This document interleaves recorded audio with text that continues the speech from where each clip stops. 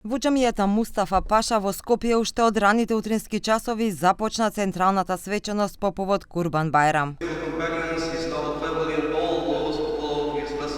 За време на свечената програма беа прочитани ајети од Куранот, а беа изведени и илахи на неколку јазици во празнична и духовна атмосфера. Во својата порака поглаварот на ИВАЗ Реисул Улема Шакир Фетај истакна дека Курбан Бајрам и аджилакот се израз на верата, посветеноста и единството на верниците, пренесувајќи ја пораката за љубов кон Бога и човекот, како и за еднаквост, побожност и почит меѓу луѓето.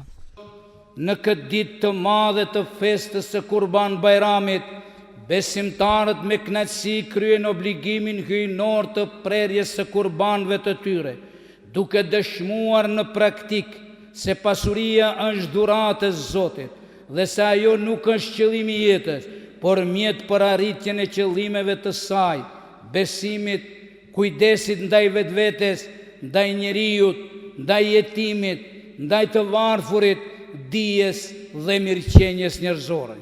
Поглаварот на ИВАЗ исто така нагласи дека Курбан Бајрам ја пренесува пораката дека големите дела бараат жртва и дека доброто се постигнува преку пожртвуваност, негувајќи кај верниците вредности како зрелост, мудрост, солидарност, мир и грижа за општото добро.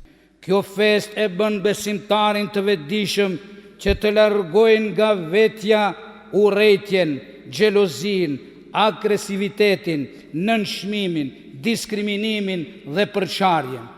Ajo simbolizon vetdijen e lartë mbi krijuesin, kujdesin për familjen e shëndosh, afërsinë me njëri tjetrin, urtësinë në veprime, dashurinë ndaj të afërme, prindërve dhe familjes, forcimin e lidhjeve ndërnjerëzore, shmangjen e konflikteve ndërmjet vendeve dhe kombeve, si dhe mbjelljen e paqes, tolerancës dhe solidaritetin për ngritjen e vetvetes, familjes dhe shoqërisë në përgjithësi. По намазот, овој Бајрам се одбележува со колење курбан во знак на побожност кон Бога, ритуал кој потекнува уште од времето на пророкот Ибрахим и Исмаил.